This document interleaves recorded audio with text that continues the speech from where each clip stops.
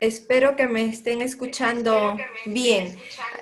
Buenas noches con todos los asistentes, una vez más que estamos reunidos en esta noche a través del Zoom.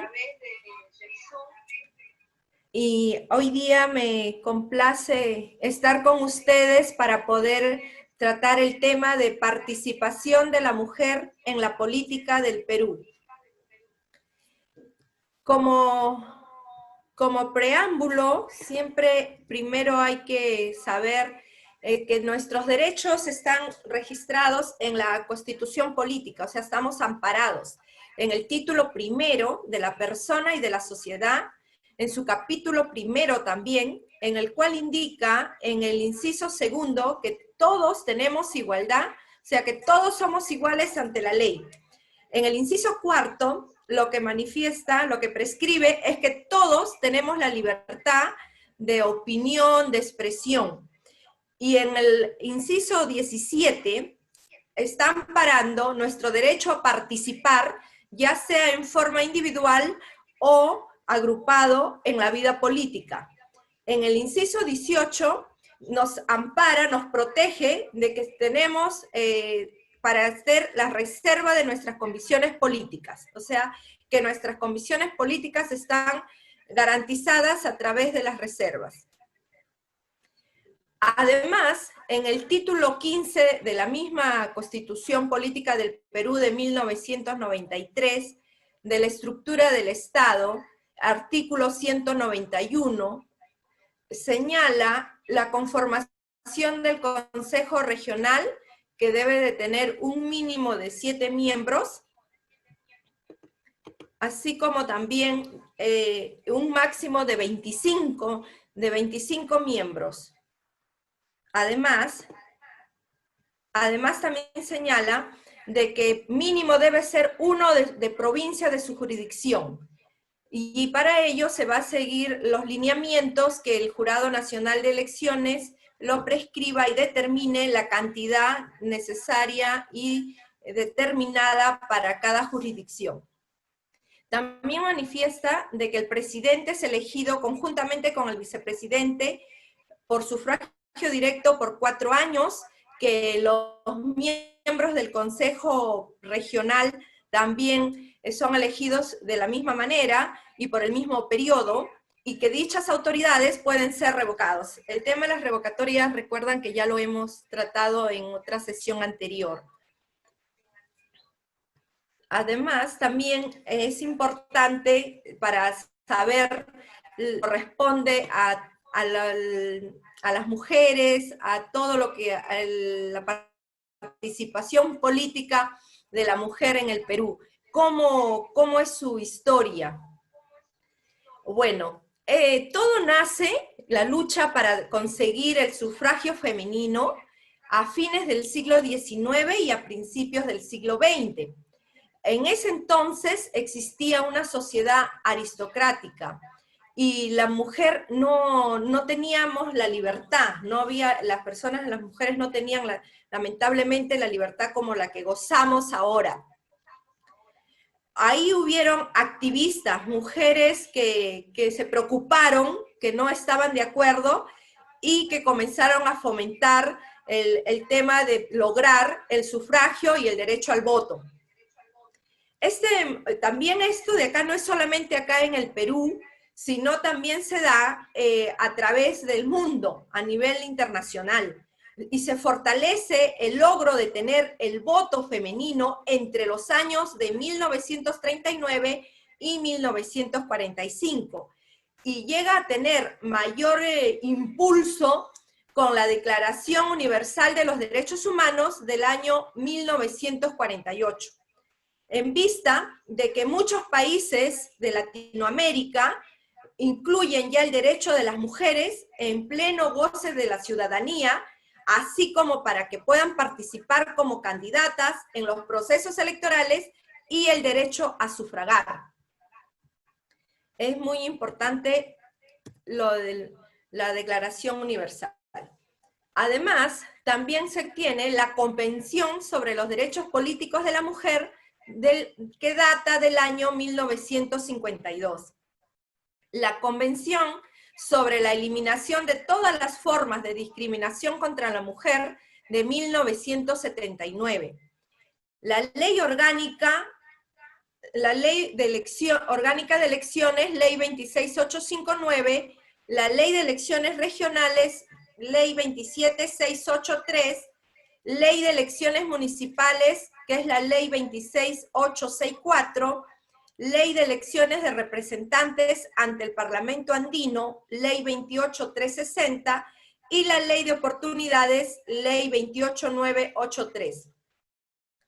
En el año 1867, el senador de ese entonces, Celso Bambarén Ramírez, trató de que a las mujeres nuestros derechos sean igualdad para los hombres, con los hombres, pero lamentablemente no lo consiguió.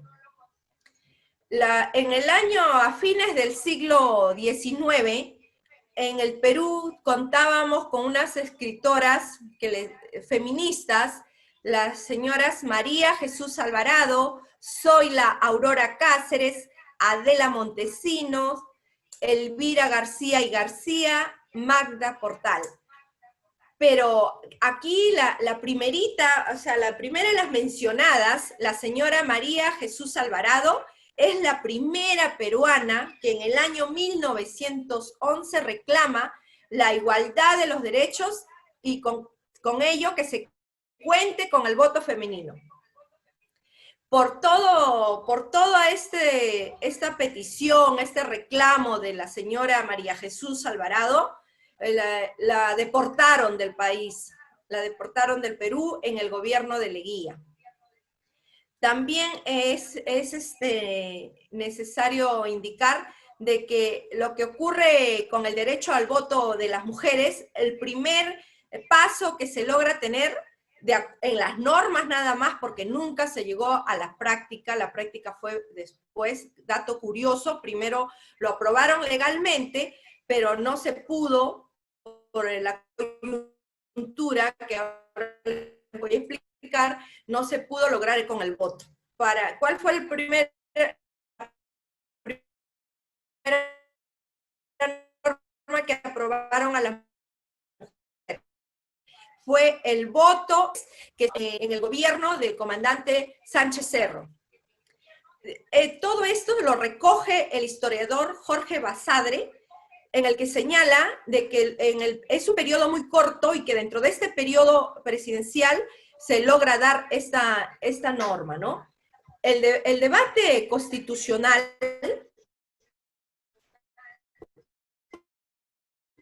que se da en el año 1931 y 1932 en parlamentario para obtener la aprobación del sufragio femenino, se realiza en 7 sesiones, que comprenden las fechas 16 de diciembre de 1932. En 3 posiciones estaba el Partido Descentralista del Perú, que estaba contra el sufragio femenino. El Partido Aprista estaba con el sufragio femenino, pero restringido o calificado. El Partido Unión Revolucionaria, ahí era el voto irrestricto o amplio de la mujer. Y el Partido Socialista Independiente estaba de acuerdo con las 3 posiciones. Como no se ponían de acuerdo, como no lograban llegar a un consenso, el senador Víctor Manuel Arévalo presenta una alternativa, una propuesta para poder conciliar entre el principio y la realidad nacional. Gracias a esta propuesta que se presenta, se logra ganar con 69 votos contra 3 votos. Y se promulga el artículo 86 de la Constitución de 1933 en la sesión en la Asamblea del 9 de abril de 1933. Pero, ¿qué señalaba este artículo? Era restrictivo. ¿Qué decía? Era que gozan del derecho de sufragio los ciudadanos que sepan leer y escribir, y en elecciones municipales, por eso acá es lo importante, en elecciones municipales, las mujeres peruanas mayores de edad 21 años, las que estaban casadas o las que hayan estado, y las madres de familia, aunque no hayan llegado a la mayoría de edad. O sea, comenzaron a permitir el voto de la mujer, pero con limitaciones que tenía que ser de 21 años, casada, o sea, no gozaba del pleno derecho como actualmente lo disfrutamos. Las mujeres no pudieron hacer efectivo este derecho en votarlas en las elecciones municipales, pese que fue aprobado en ese año, sino hasta 1963, durante el gobierno del arquitecto Fernando Belaúnde Terry. ¿Por qué motivo? No es porque anteriormente había habido elecciones municipales y no quisieron que se cumpla, no, se opusieron a que en la práctica se dé. No, no fue por eso. Fue porque en esos años las elecciones municipales era directamente el voto, o sea, era una designación, no era unas elecciones como las que conocemos ahora. Por eso es que desde el año 1955, ahí recién se logra participar en las representaciones de la mujer ante el Congreso de Elecciones Generales de 1956, ¿no? Qué irónico, o sea, aprueban primero para que se pueda dar el voto de la mujer en el aspecto municipal, pero el primer voto, la mujer, lo primero que participa es en las elecciones para representar a la mujer en el Congreso, en las elecciones generales del año 56. Porque como repetí, como expliqué hace un momento, era de que anteriormente las elecciones municipales no se daban en vista de que el gobierno era el que directamente designaba quiénes eran los representantes de las alcaldías. Mientras eso pasaba en Perú, ¿qué cosa pasaba en el mundo? Aquí hay que rescatar de que el Perú fue el antepenúltimo en aprobar el voto femenino. Ecuador fue el primer país en América Latina en el año 1929 que aprueba el voto femenino, el sufragio. Y en Nueva Zelanda, en 1893, es el primer país que otorga el voto a la mujer sin restricciones. Y en Canadá, el primero en aplicarlo en América, en el año 1919. Acá, un dato curioso, en el año 1869 logran tener por primera vez el derecho al voto, pero solamente eran las personas aristocráticas. No, eran las que estaban capacitadas, o sea, las que no eran alfabetas y las que tenían visión económica. ¿Me están escuchando? Porque me sale error de conexión. Bueno, continúo. Además, también es necesario mencionar de que la conquista del derecho a la ciudadanía que se logra por las mujeres en el mundo es a partir de los fines del siglo XIX, y en los países de América del Sur es en Ecuador en 1929, en Chile 1931, Uruguay 1932, Brasil 1934, en Bolivia 1938, Argentina 1947 y en Colombia 1954. El día 7 de septiembre del año 1955 se aprueba la ley número 1239-1. Esta ley fue un proyecto de ley del coronel Augusto Romero Lobo, quien en ese entonces desempeñaba el cargo de ministro de Gobierno y Policía. Dicho proyecto fue debatido en la Cámara de Diputados el 5 y el 8 de noviembre de 1954 y el 22 de agosto de 1955. Y en la Cámara de Senadores el 19 de noviembre de 1954 y el 1 de septiembre de 1955 en 2 legislaturas ordinarias, lográndose aprobar la ley número 12391 de reforma constitucional que modifica los artículos 84, 86 y 88. De acuerdo con esta modificación, las mujeres obtuvimos el derecho de político, pero con restricciones, porque solamente van a gozar el derecho a votar las mujeres que podían leer, que sabían escribir, que tuvieran 21 años de edad o fueran mayores de 18 años, siempre y cuando estuvieran casadas. O sea, si era casada y tenía 18 años, ya podía votar. Pero si era soltera de 18 años, no podía. Tenía que esperar sus 21 años. Por ese motivo, inmediatamente, todos los partidos políticos de ese entonces crearon y reactivaron sus comités femeninos. Ya comenzaron a incluir a las mujeres también a hacer vida política.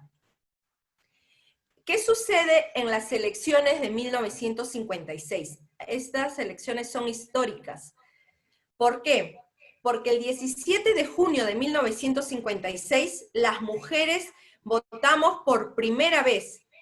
Representamos 1/3 de 1.575.741 electores inscritos. Por lo tanto, se produjo la segunda ampliación del cuerpo electoral, o sea, del padrón electoral. En esas elecciones, las mujeres también participaron no solo como candidatas, sino también como miembros de mesa, tanto de la manera titular como de suplentes, y también como candidatas y ejercieron por primera vez el voto.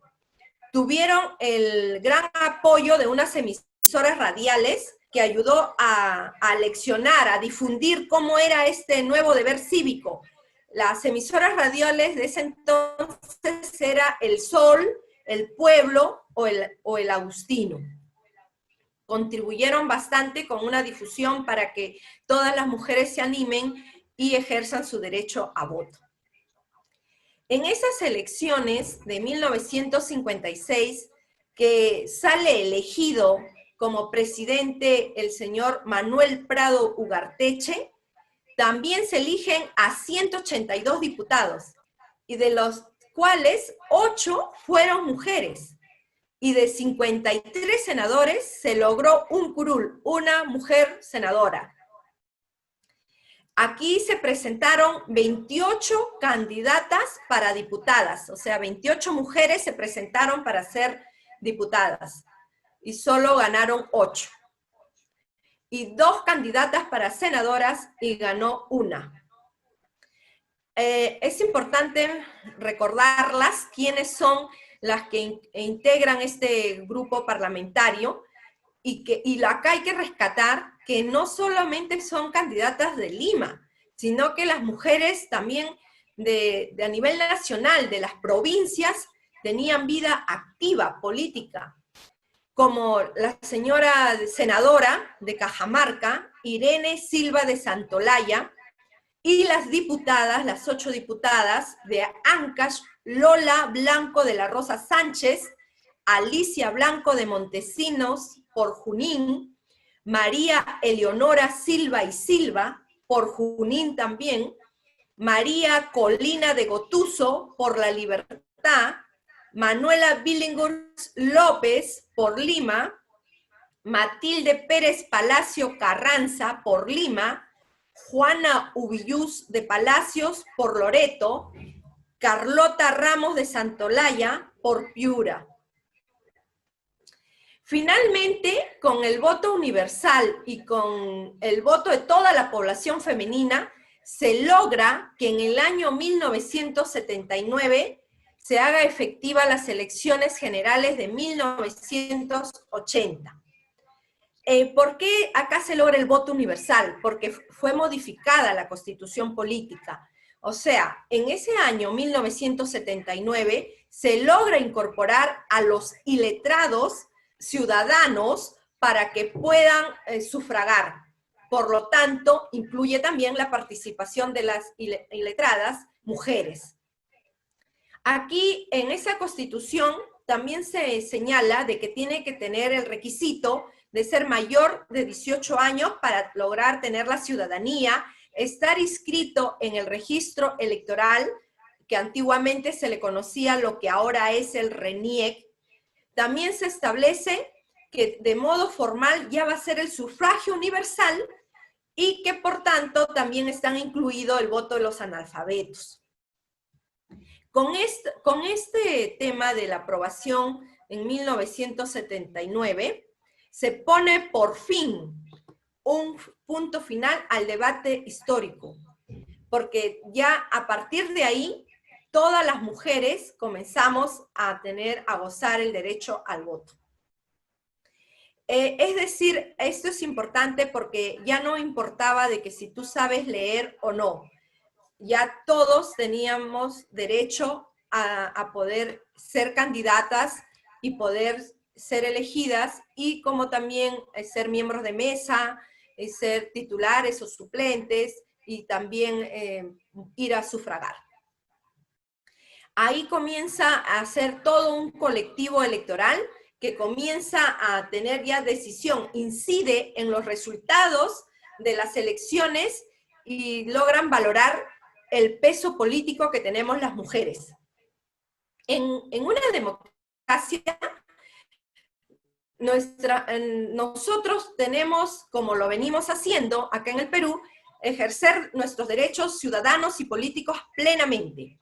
Se está promoviendo las posiciones de liderazgo dentro de las agrupaciones políticas. Esto se puede ver con las encuestas que hay de la opinión pública. El Estado está garantizando que nosotras como mujeres participemos en la formulación y en la ejecución de las políticas públicas que afectan la vida de todos los peruanos, para poder contribuir, disfrutar con el desarrollo en igualdad de condiciones con nuestros pares masculinos, o sea, los hombres, los varones, y también tener mayor acceso, mayor influencia en todos los espacios de las decisiones políticas. En el año 1955, los derechos políticos de la mujer se han ampliado. Como ustedes han visto, con lo del año 79 se logra el voto total, inclusión de las mujeres. Además, también ahora ya se ha dado el tema de las cuotas de género. Esto va de la mano con lo que es a nivel internacional para la protección de los derechos humanos de las mujeres, y que las cuotas mínimas a favor de nosotras tienen que ser en pro de la equidad. ¿Para qué? Para que se nos pueda garantizar tener una participación activa en la vida política del Perú. En el año 1997 se incorpora recién el mecanismo de cuotas en nuestra legislación peruana. ¿Para qué? Para que todas las mujeres podamos ser incluidas en las listas y poder ocupar los cargos de elección popular. Con ello se ha incrementado el número de mujeres en el Parlamento, pero aunque sea un mínimo de 30%, estamos avanzando. De las 1.615 alcaldías distritales, 46 han sido ocupadas por mujeres, es decir, un 3%. De 195 alcaldías provinciales, 4 fueron ocupadas por mujeres, que resulta ser el 2%. Y de las 25 presidencias regionales, fue solamente presidida por una sola mujer, de Arequipa, en la gestión anterior. También es importante señalar que hemos tenido un porcentaje de mujeres electas bastante mínimo, muy bajo, pese de que ha habido una gran participación activa. En las elecciones provinciales y distritales, de acuerdo al promedio histórico de alcaldesas, oscilan entre el 2.5 y el 3.5 de nuestra participación. En las elecciones del año 2016, se logró alcanzar el 50.38% de la población electoral, las mujeres. Lo superamos a los hombres. Los hombres solo eran el 46.62 en el padrón de las elecciones generales. O sea, éramos más ciudadanas mujeres. En estas últimas elecciones municipales y regionales, hemos quedado alrededor del 1% de lograr nuestra representación en todos los últimos tiempos de nuestra historia a partir de que tenemos el derecho al voto. En este año, en esta gestión que estamos actualmente, no se ha logrado ninguna representación de gobernadora, de presidenta regional, como sí se tuvo en la gestión anterior, la licenciada Yamila Osorio de Arequipa. Y también las cabezas de gobiernos locales, o sea, los alcaldes y los presidentes regionales, siguen siendo en su mayoría básicamente los hombres. En el Congreso está diferente la situación. Ahí sí estamos entre un 25 y un 30% de mujeres parlamentarias, casi como lo que dispone la cuota. Donde tenemos grandes problemas para lograr alcanzar la representatividad de las mujeres es en las alcaldías y en los gobiernos regionales. Como aquí no hay una cuota y la oferta electoral es mínima, en las elecciones municipales y regionales de octubre del año 2018, solo el 9% de mujeres era cabeza de lista. Y actualmente solo somos el 3% de las municipalidades en el país que son alcaldesas, las mujeres. Las elecciones congresales del 2016-2021 fueron elegidas 35 mujeres y 95 hombres.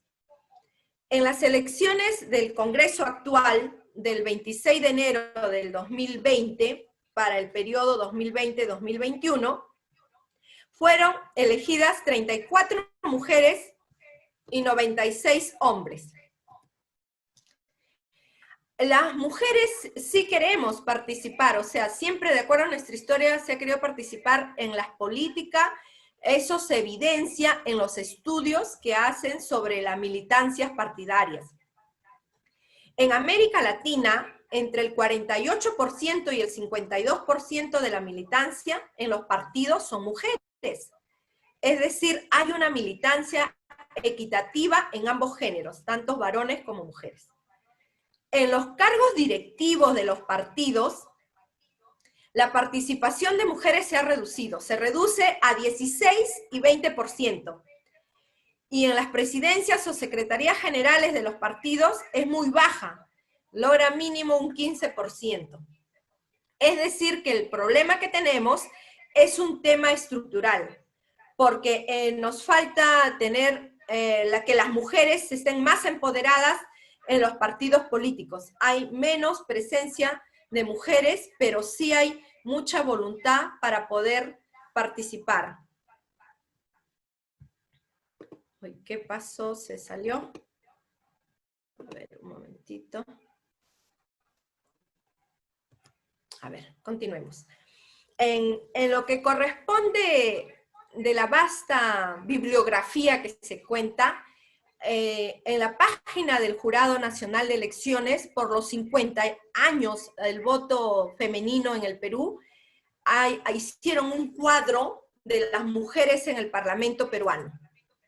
Desde el año 56 hasta el año 2001, qué tipo de congresos existieron, cómo fue el sistema electoral, si era proporcional con lista incompleta o con cifra repartidora, si era el distrito múltiple, único o mixto, cuántas fueron electas, una senadora, 7 diputadas, 2 constituyentes, y cómo son las observaciones. O sea, del año 56, que fue la primera elección, en el año 80, que se vota por primera vez los analfabetos, y ahí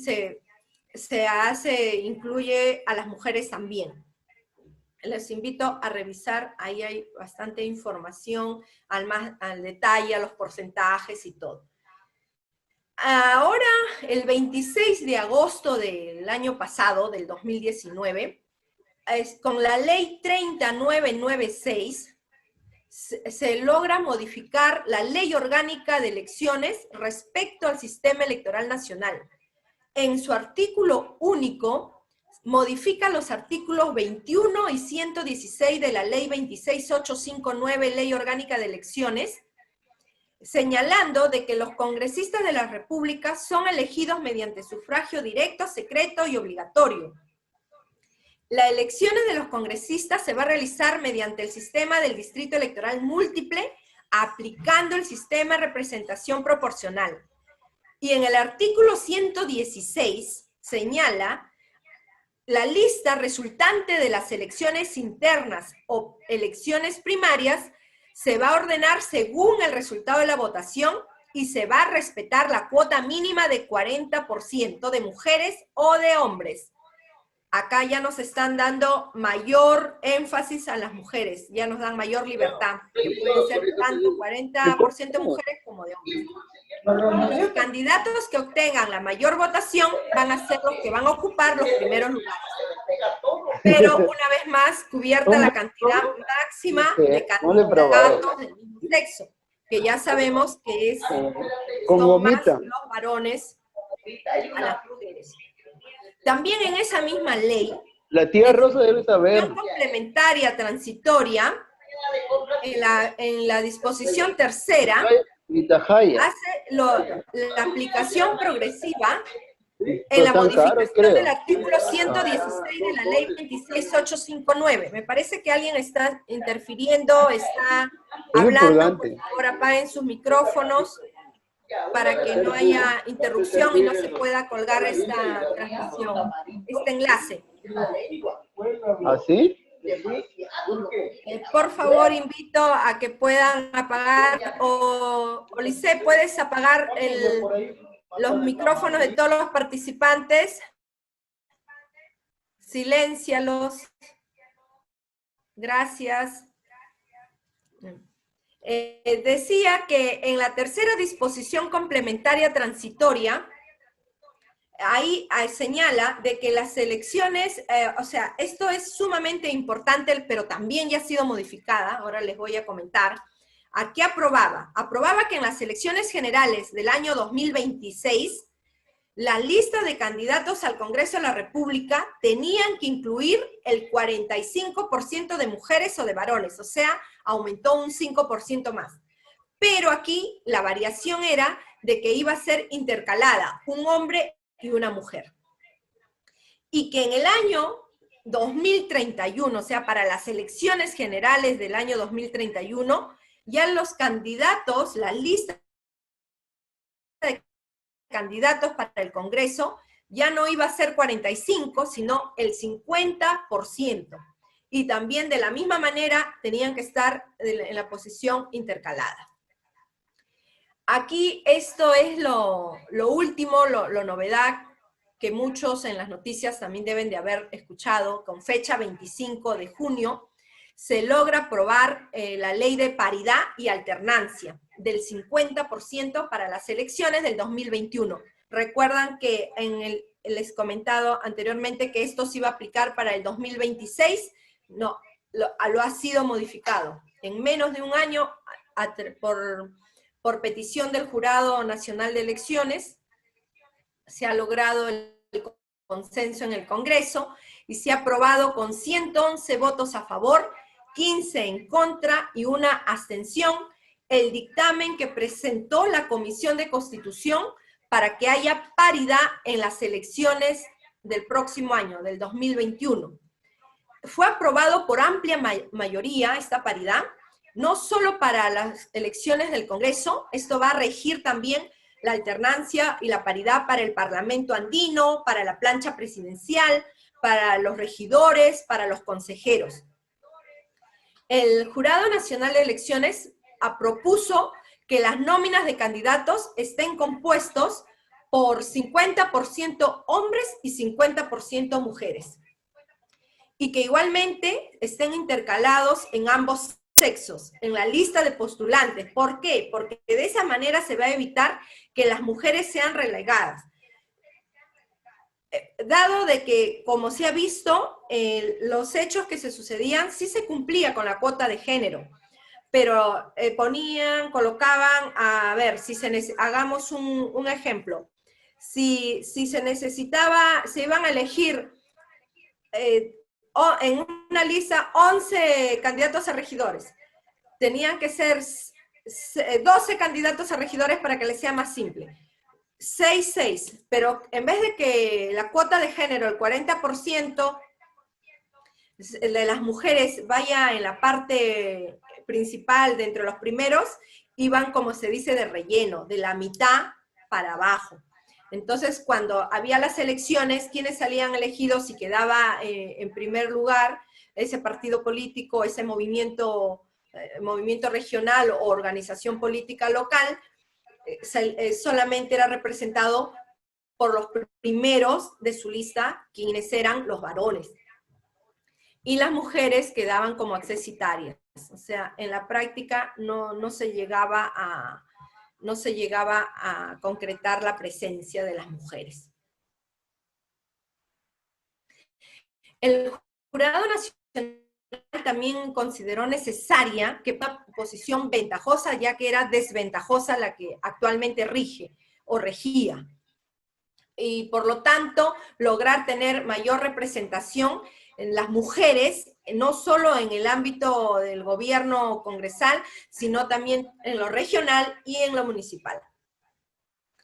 En la Dirección de Educación del Jurado Nacional de Elecciones, que ha realizado un estudio dentro del contexto de las elecciones congresales del año 2020, ¿qué llega a descubrir? ¿Qué evidencia? En que las mujeres representan el 40% del total de las candidaturas. Además, que son 946 mujeres que han postulado y solo el 12.3% encabeza las listas de los candidatos. También que realizado el proceso electoral del pasado 26 de enero del 2020, solo 34 mujeres resultaron elegidas, lo cual representa una disminución respecto al Congreso anterior, que se tenía a 36 mujeres en cada curul, por curul. También es importante señalar que las mujeres en el campo político no se está ajeno al acoso. El acoso se da de diferentes maneras. Esta clasificación del acoso lo pueden ubicar en el portal del Jurado Nacional de Elecciones, que incluso en las elecciones anteriores creó dentro de su plataforma un link específicamente para que se pueda hacer las denuncias directamente. ¿De qué se trata? ¿Cuáles son los tipos de acoso? Los tipos de acoso se dan, aparte del índole sexual, patrimonial, intelectual, también por intersectación o vulneran las comunicaciones, obstaculizan sistemáticamente sus iniciativas y propuestas de las mujeres, interfieren en las funciones normativas de representación, fiscalización, en la solicitud de información o expresión, se realiza contra las mujeres actos de violencia psicológica, logran amenazar la integridad, hay veces agresiones físicas, violencia sexual, también las inducen a cometer errores administrativos o las citan a reuniones en horarios o lugares que dificultan a la mujer tener una participación colectiva, o la acusan de forma infundada de un delito o de una forma incorrecta administrativa. También aquí, de acuerdo a la estadística, al primer estudio sobre acoso político que ha sido realizado en el año 2012 por Flora Tristán, Calandria y Diaconía, señala de que las afectadas por acoso político era el 25% de las autoridades regionales, el 63% de alcaldesas provinciales, el 20% de alcaldesas distritales, lo cual arrojaba un total del 25% del total de la muestra. Es decir, 2 de cada 5 autoridades electas era víctima en ese entonces, en el 2012, de acoso político. El Jurado Nacional de Elecciones y el Centro Flora Tristán realizaron un reporte sobre todo el proceso electoral local, regional del año 2014. Aquí se destaca que 3 de cada 10 mujeres han señalado haber sido víctimas de alguna agresión o violencia durante su participación política en el proceso electoral. Que el 40.6% de las mujeres encuestadas ha sentido que ha sido alterado su ejercicio, su derecho político porque ha sufrido este acoso político. Ha tenido hostigamiento y ha sido reportado por las mujeres víctimas que han sufrido el acoso.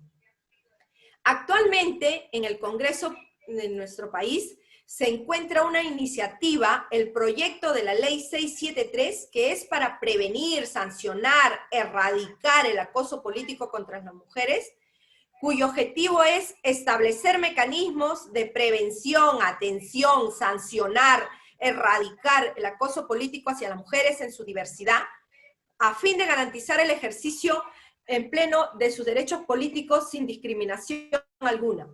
Esta iniciativa ha sido presentada el 23 de noviembre del año 2016 por el Centro de la Mujer Peruana Flora Tristán, el Movimiento Manuela Ramos, las organizaciones Calandria y Renana, con las congresistas Indira Wilca, Marisa Glave y Tania Pariona.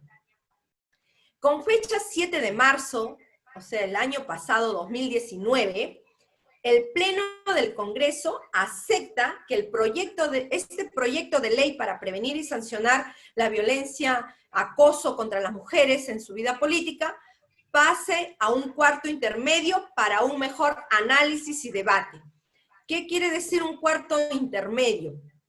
De que está ahorita en espera, está siendo evaluada, está siendo revisada, para que nuevamente la sometan a votación. Esperemos que la sigan impulsando y puedan lograrse y aprobarse en beneficio de todas las mujeres.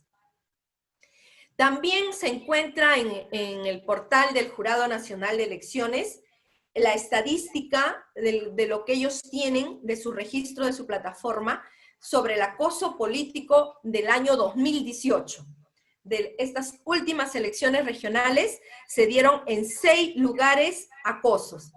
En el lugar de Moquegua y Hilo, a la candidata que postuló para la alcaldía provincial, tuvo ataques por redes sociales, tuvo sobre su aspecto físico, la difamaron, se metieron con su vida familiar, con lo de su esposo, y igualmente de Puno a Zángaro, a la alcaldesa, tuvo agresiones verbales, fue amenazada, fue atentada contra la propiedad privada, le quemaron la puerta de su casa, recibió amenazas de muerte, se le dejó un ataúd con la inscripción, con horas contadas morirás, ahí lo pueden leer ustedes. En Junín, en el Tambo, también la alcaldesa, la candidata, la señora que postulaba para alcaldesa distrital, recibió un arreglo floral fúnebre en su domicilio, así como varias llamadas que la amenazaban exigiendo que renuncie a su candidatura. En Puno, en San Román, la candidata regidora provincial fue acosada a través de comentarios vía Facebook que denigraban su condición de mujer y profesional, que había trabajado por años en la defensa de los derechos de las mujeres. En Lima Metropolitana también se dio Pueblo Libre, a una candidata regidora distrital, sufrió violencia psicológica y tuvo denuncia maliciosa por presunta comisión delitos de lavado de activo. Y también en Lima, en Lurín, otra regidora distrital, sufrió también ataques mediante las redes sociales de cuentas anónimas, donde se incitaba a difamarla, a manchar su honor como mujer, las vinculaban sentimentalmente con otro candidato a la alcaldía, la etiquetaban como abortera por apoyar campañas por el derecho a decidir en caso de la violación sexual. Toda esta información es fidedigna y la pueden ubicar, la pueden ver, visualizar en el portal del Jurado Nacional de Elecciones. Es todo cuanto les tenía que comentar, manifestar sobre el proceso que hemos venido padeciendo las mujeres desde los años 1800, y que gracias a Dios y a la voluntad política de las personas de entonces se ha logrado lograr el derecho y una participación activa políticamente de las mujeres, pero aún falta mucho porque, como están viendo, se tiene el acoso político presente y tiene que ser regulado para que ello deje de suceder y sean unas elecciones limpias. Y también hay que aplaudir al Congreso que ahora las mujeres en estas elecciones del año 2021 va a haber el tema de la paridad, no solo el 50%, sino también que va a ser, ya sea, empieza hombre-mujer, hombre-mujer, hombre-mujer, o empieza candidata liderando mujer, hombre-mujer, hombre-mujer. Entonces, de esa forma se espera y el resultado será de que las mujeres tengamos mayor participación política en el Perú. Espero que les haya ayudado este speech en ilustrarlo y que sigamos apoyando tantas mujeres y varones en fomentar la libertad y una participación activa, no solo de las mujeres, sino también de los hombres, con respeto mutuo de ambos géneros. Muchas gracias.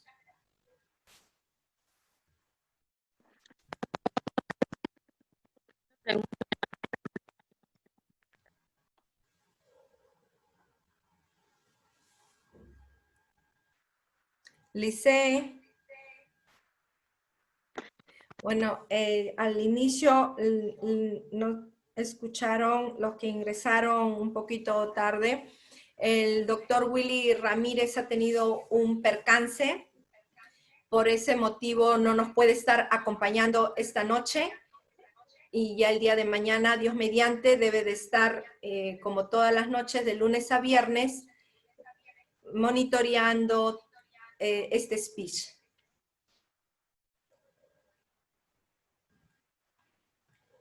Lice. Bueno, la manito.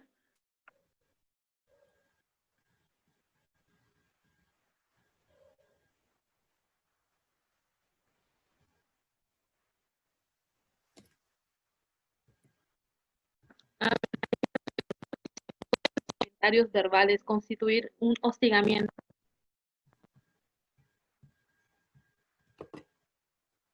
¿Puedes repetirme la pregunta? Se te escucha entrecortado.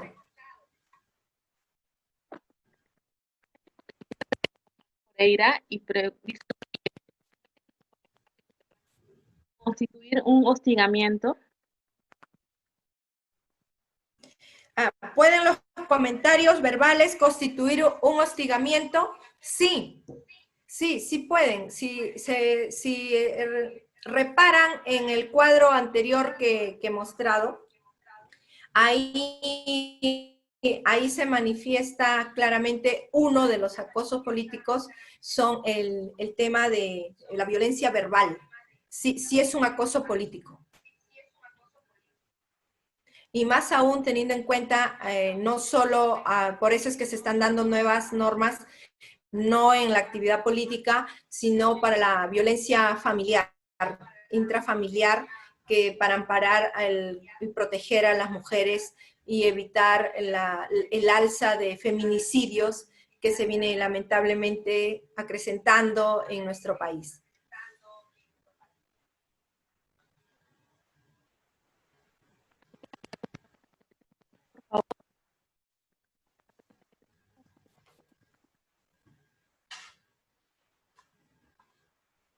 Lice, Doctora, buenas noches.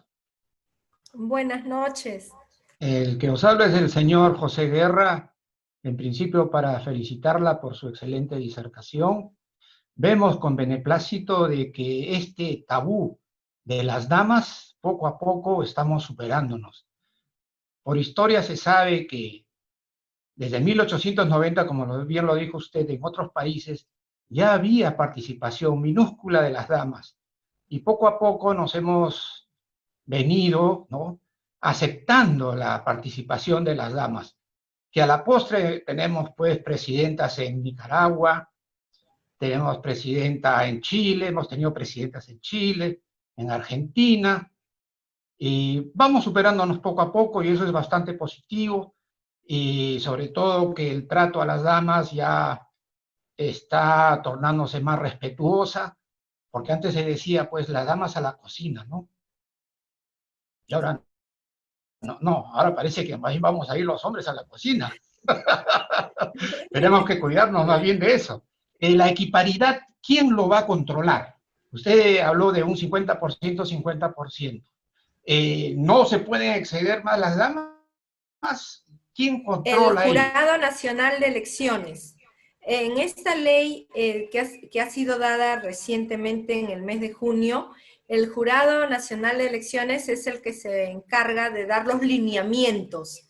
O sea, va a sacar las reglas para cómo van a ser lo que tienen que respetar ambos sexos, hombres y mujeres, ambos géneros, los que van a postular para poder que no haya ningún problema, pero no puede exceder del 50% porque si no sería inconstitucional, estaría infringiéndose. Le agradezco sus palabras también, señor José Guerra. Ok, muy amable, doctora. Muchas gracias. Gracias. Gracias. ¿Alguien más que desee formular alguna pregunta, por favor?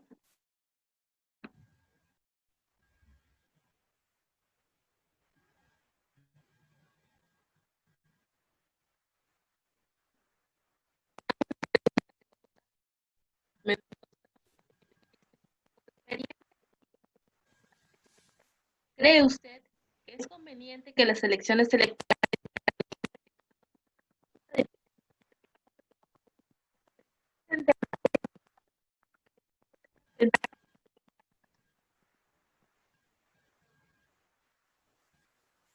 Lice, creo que la pregunta me están indicando es de, con la experiencia que tiene en materia electoral, ¿cree usted que es conveniente que las elecciones electorales para elegir a decano, junta directiva y delegados se realice de manera virtual? Bueno, la pregunta que me están haciendo no guarda relación ni coherencia con el tema que es puesto, la participación de la mujer en la vida política del Perú.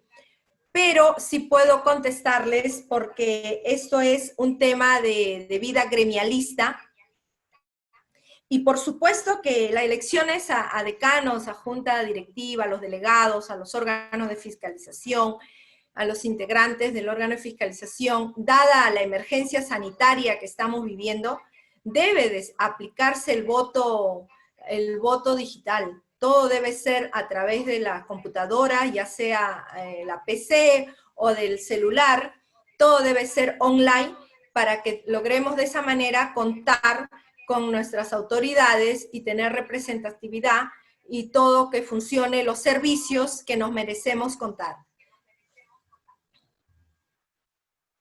Otra pregunta creo que he visto en el chat. Acá veo otra pregunta que dice, ¿la violencia simbólica es un tipo de violencia contra la mujer? Efectivamente, cualquier forma de violencia, ya sea gestual, hablado, oral, dibujado, cualquier tipo, nada es mínimo. Todo es violencia contra la mujer, ya sea en la manera política o de la manera o de la manera individual como personas, en el ámbito laboral o en el ámbito familiar. Y de la misma forma sucede también rige para los varones. No es que solamente esa protección es para las mujeres, no, también es para los hombres, para los varones, para ambos. Hay igualdad. En nuestro Perú, menos mal, hay democracia y tenemos la igualdad. Entonces, eso es lo que se procura y eso es lo que, más que nada, para que funcione y se logre el objetivo de una convivencia de paz social, es que todas las personas tenemos que ser conscientes, enseñar a nuestros hijos, a nuestras amistades, el respeto mutuo. No es de que solamente la defensa a la mujer o la defensa a los varones. Porque si no, pues sería ya, tendríamos subyugado a los hombres. Y haríamos lo que no queremos que nos hagan a nosotros. Por eso tiene que haber igualdad, respeto, en todos los aspectos de nuestras vidas. Como se trata este tema, es en el tema político, pero también se da en el tema académico, en el tema amical, en el tema familiar, en el tema gremialista, en todo lo que se desempeña en el día a día las personas, los seres humanos, las mujeres y los hombres.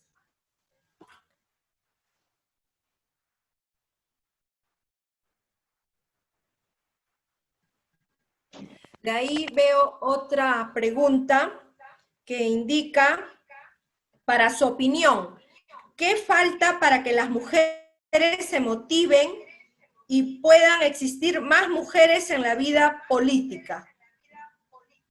Muchas gracias por tu felicitación, Iliana Mimbela. Muchas gracias. ¿Qué es lo que falta? De acuerdo al desarrollo histórico, las mujeres siempre están motivadas. Las mujeres por eso siempre están activamente, están siendo incluidas en los comités partidarios. Lo que sucede es de que no nos ubicaban a las mujeres en el nivel que correspondía, en el espacio que nos correspondía.